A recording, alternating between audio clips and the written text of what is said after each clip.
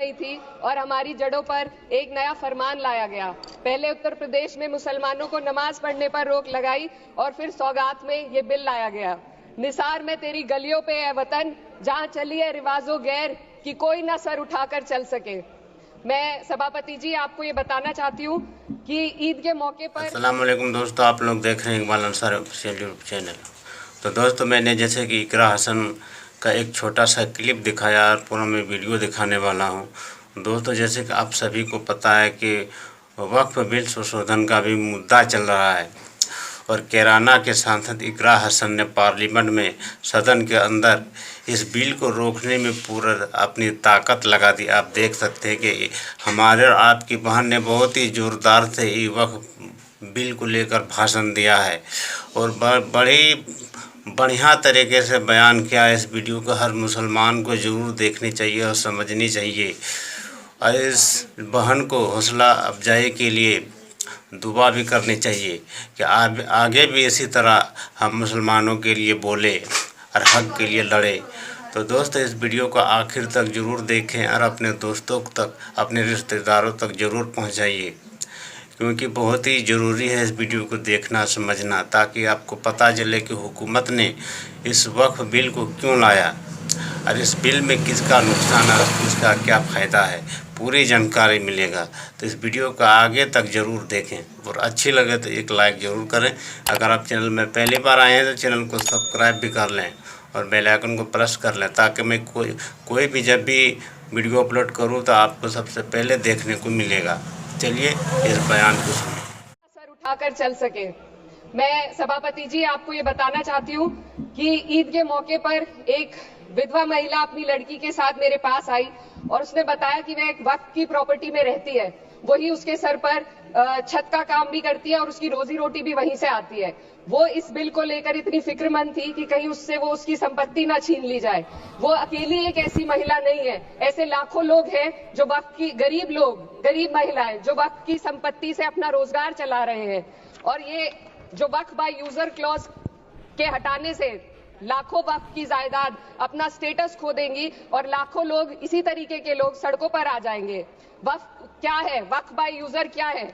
इसका ये मतलब है कि कोई जायदाद अगर सालों से दीन और भलाई के कामों के लिए इस्तेमाल हो रही हो तो वो खुद ब खुद वक्फ मानी जाएगी। हिंदुस्तान की अदालतों ने भी इस बात को तस्लीम किया है। वक्फ बाय यूजर सिर्फ वक्फ बोर्ड को ही मिली कोई खास सौगात नहीं है, ये बल्कि सभी अन्य धार्मिक ट्रस्टों को परंपरा और यूज के आधार पर बिना किसी डॉक्यूमेंटेशन के धार्मिक चरित्र को डिक्लेयर करने का राइट मिला हुआ है। भारत के संविधान के आर्टिकल 13 क्लॉज 3 में कस्टम और यूसेज को कानूनी वैधानिकता प्रदान करता है। इसी आर्टिकल से वक्फ बाय यूजर भी निकला गया है। इस बिल के कानून बनने पर वक्फ बोर्ड तो इस प्रोविजन से हाथ धो बैठेगा, लेकिन अन्य धार्मिक ट्रस्टों को यह सुविधा जारी रहेगी। इससे भारतीय संविधान के आर्टिकल 14 और 15 का सीधा उल्लंघन है, जो धर्म और जाति के आधार पर भेदभाव और कानून के सामने सभी की बराबरी पर जोर देता है। मैं इसके साथ ये भी कह लोग जो एक दूसरे की पीठ थपथपा रहे हैं कि वक्फ बाय यूजर का जो अमेंडमेंट इन्होंने दिया उसको एक्सेप्ट कर लिया गया है, लेकिन इनकी शरारत यह है कि उसके साथ ही एक ऐसा प्रोवाइजो इसमें शामिल किया गया जिसके आधार पर यह कहा गया है कि अगर कोई भी वक्फ की संपत्ति विवादित हो तो वो अपना वक्फ स्टेटस खो देगी। तो जो अमेंडमेंट इन्होंने दिया है, जिसको एक्सेप्ट कर लिया गया है, उसका कोई मतलब नहीं है। ये इनकी नीयत है जो साफ जाहिर हो रही है। सोने पर सुहागा एक काम और किया है सरकार ने। वक्फ की कानून के सेक्शन 107 को हटाकर लिमिटेशन एक्ट में 12 साल तक ही किसी के खिलाफ अदालत में जाने का प्रोविजन है। सेक्शन 107 में बोर्ड को लिमिटेशन एक्ट से राहत मिली हुई थी। वक्फ बोर्ड कभी भी अवैध कब्जाधारियों के खिलाफ अदालत जा सकता था। अगर ये सेक्शन ना हो तो अवैध कब्जा करने वाले लोग कानूनी प्रक्रिया का फायदा उठाकर वक्फ की प्रॉपर्टी को हड़प सकते हैं। अन्य धार्मिक ट्रस्टों पर भी ये लिमिटेशन एक्ट लागू नहीं होती, तो फिर वक्फ बोर्ड के साथ ये सौतेला रवैया क्यों किया जा रहा है? धर्म को देखकर दोहरी नीति क्यों अपनाई जा रही है? सेक्शन 107 और वक्फ बाय यूजर को अगर एक साथ पढ़ा जाए तो इससे लाखों वक्फ की प्रॉपर्टी पर कब्जा किया जाएगा। इसलिए ये बिल मुसलमान की भलाई का नहीं बल्कि उनके वजूद और विरासत को मिटाने का बिल है।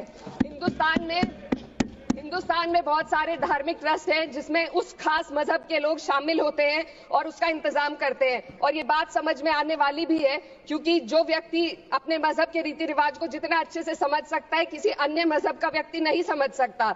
आर्टिकल 26 क्लॉज 2 के तहत धार्मिक संप्रदायों को अपने मजहबी इदारों के एडमिनिस्ट्रेशन का हक देता है, लेकिन वक्फ बोर्ड के बारे में इसको उल्टा किया जाए। Sir 2 minute sir please 2 minutes. सरकार इसे एक सेक्युलर बॉडी मान रही है और इसमें गैर मुस्लिमों को शामिल करने की बात कह रही है। आपके मुंह से सेक्युलरिज्म की बात सुनकर अच्छा लगा, लेकिन अगले ही पल ये भ्रम टूट जाता है, क्योंकि आपको सिर्फ दान देने के लिए प्रैक्टिसिंग मुस्लिम का आपने क्लॉज डाला है, लेकिन बोर्ड में बैठने के लिए मुस्लिम होने की कोई आपकी क्लॉज नहीं है। तो इससे आपकी जो दोहरी नीति है वो साफ जाहिर होती है। ये वही सरकार है जिसने राम जन्मभूमि ट्रस्ट में ये लिख दिया कि जिला अधिकारी भी अगर होगा तो हिंदू होना चाहिए। कोई मुझे बताए कि वहां पर सेक्युलरिज्म का रस क्यों नहीं घोला गया? सर आखिर में मैं अपनी बात को खत्म करने से पहले, महिलाओं का मुद्दा बार बार उठाया जा रहा है। सरकार का कहना है कि बोर्ड में मुस्लिम महिलाओं को रिप्रेजेंटेशन देंगे। इस कानून से पहले भी मुस्लिम महिलाएं बोर्ड में मेंबर रह चुकी हैं और मिनिमम 2 का प्रोविजन था, उससे ज्यादा भी हो सकती थी। सर मैं ये कहना चाहती हूँ कि सरकार ने महिलाओं के लिए ऐसा कौन सा नया काम किया जिसका ढिंडोरा सरकार का हर सदस्य पीट रहा है? इस बात की तायीद अगर आपकी तरफ से कोई मुस्लिम महिला करती तो हम उसका यकीन भी करते, लेकिन अफसोस आपकी इतनी लंबी कतार में एक भी मुस्लिम महिला नजर नहीं आती है। सर मैं खुद एक मुस्लिम महिला हूँ, मैं सिर्फ सर मैं माइनॉरिटी महिला हूँ। इस सदन में हम सिर्फ 2 महिलाएं हैं और उस नाते से मैं ये बात कहना चाहती हूँ कि इस बिल के माध्यम से मुस्लिम महिलाओं को कुछ नहीं मिल रहा है। ये हमें कुछ नहीं देना चाहते, सिर्फ टोकनिज्म हमारे नाम पर बनाकर एक नैरेटिव मीडिया में चलाना चाहते हैं। तो ये बिल मुसलमान की भलाई का नहीं, उनकी पहचान को मिटाने का है। सर अंत में मैं बस यही कहना चाहती हूँ कि कागजों की कैद में बस नाम रह जाएंगे, वो जो हमारे थे सिर्फ दावे में रह जाएंगे। इस बिल के द्वारा मीठी ईद के जायके को कड़वा करना, यही असली सौगाते मोदी था। बहुत